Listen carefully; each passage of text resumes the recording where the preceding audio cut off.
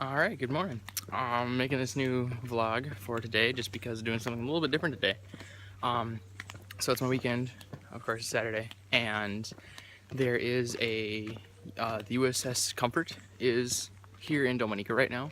So every day they are taking students to either Rousseau or Portsmouth to assist the doctors in surgical screenings, things like that. So for those of you who don't know, the USS Comfort is one of the largest Navy ships that, Navy medical ships. It's been around for a very long time. It's been around, it was there during Katrina, it was there during a lot of the different wars in the Middle East to support those communities. And it's gigantic. It's a converted oil tanker, so it is huge. It's literally a floating city that has everything. It has full surgical suites.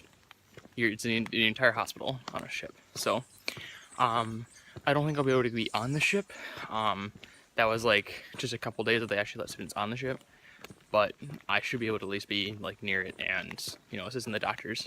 From what I've heard, other people gone, the doctors really work one-on-one with you. So through the whole screening process and what they're doing, and then sometimes you're able to see minor little surgeries.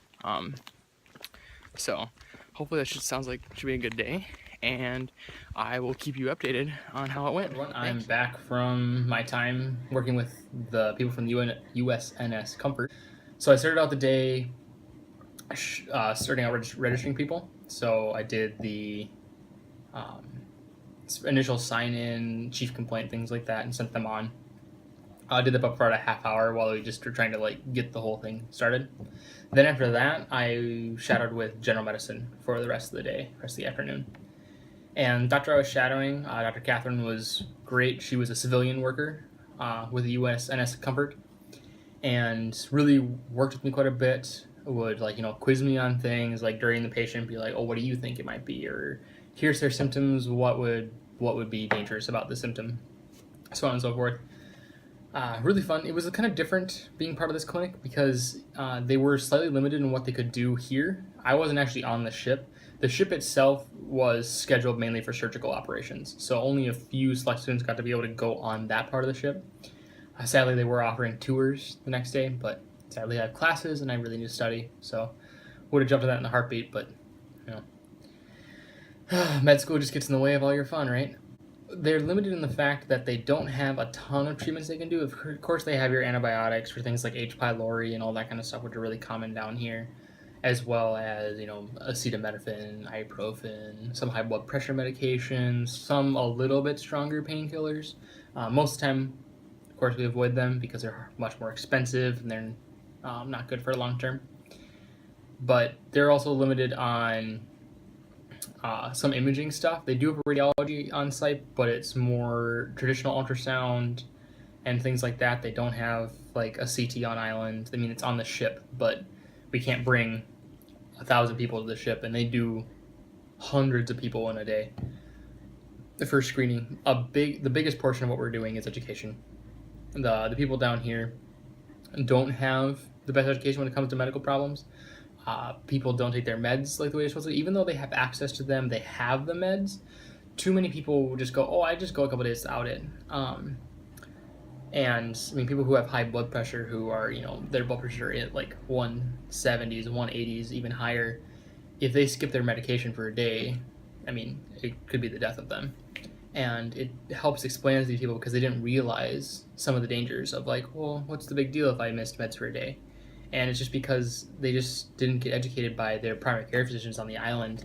And I think that was a really good impact we had on the people. Just, you're doing the right things, but you just gotta keep doing them.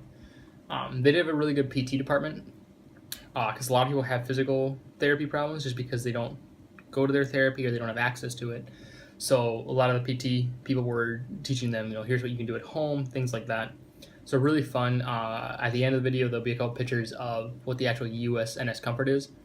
I explained about a little bit in the first part of the video how it's one of the longest running ships and how it's a converted oil tanker. It's huge. You don't think it's that big, but when you actually pull up next to it in the bus, it's huge.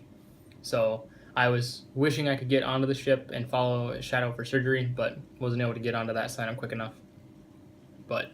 And it was taking upper semesters pretty quick, which I understand. They have more understanding, and they're soon going to be done here, so the mouse will be on it. So hopefully I'll get a chance like this later on in my career down here in Dominica. I doubt it. The USNS Comfort is the first time I've ever been on the island, so I probably won't get this opportunity again. But I'm very thankful for the opportunity. It was really fun. I learned a lot, and another cool thing to kind of add to the resume and part of being down here at Ross.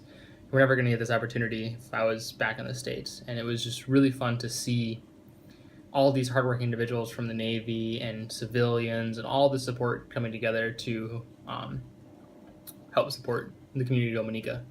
So thanks for watching. If you want, you can follow, share my blog, whatever. Hopefully some of my insights about life down here are fun to listen to. Thanks for watching, and I'll see you soon.